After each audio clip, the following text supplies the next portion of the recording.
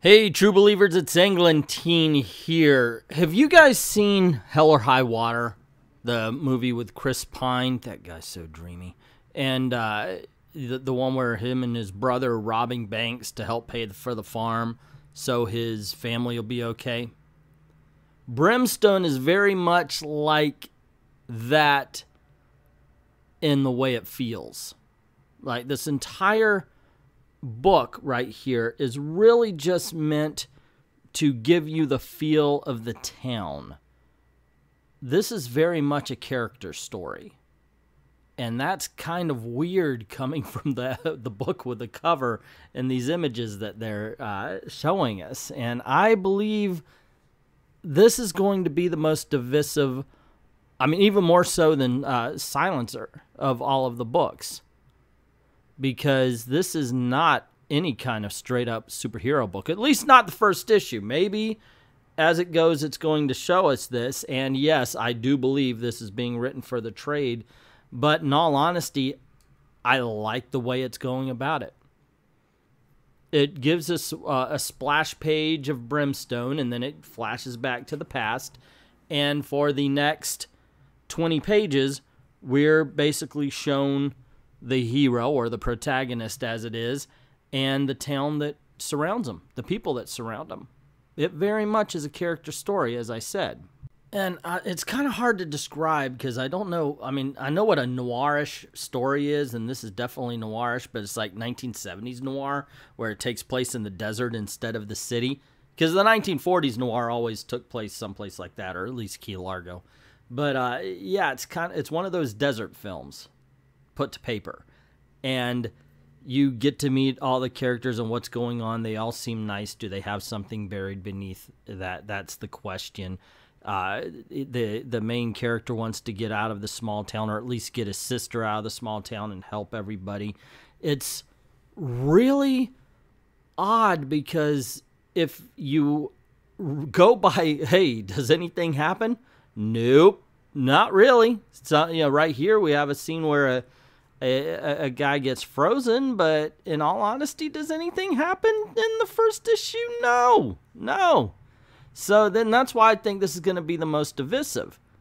Because if you're not into the character books, if you're not into the books that are slow burns, it's going to be a problem. Normally, I'm not. I'm like, give me all of the information I need and let's go. But the thing is that's what this entire issue is doing. It's giving you all of the information you need.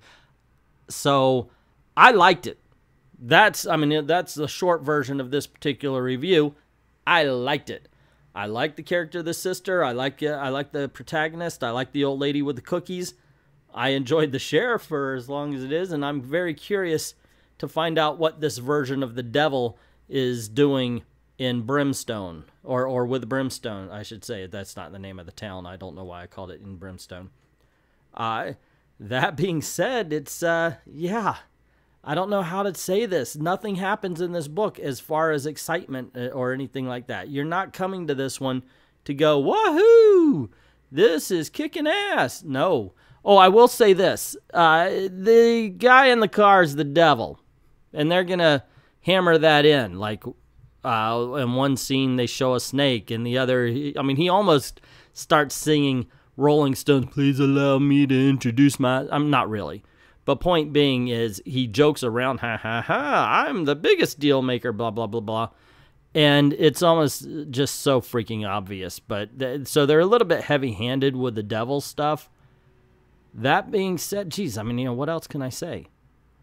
It's a superhero horror book. It works. It's noirish. It works. It's like a 1970s desert movie put onto a page. It works. Just a lot really does work about this book with me. Unfortunately, I'm going to say that it's not going to be the case with everybody.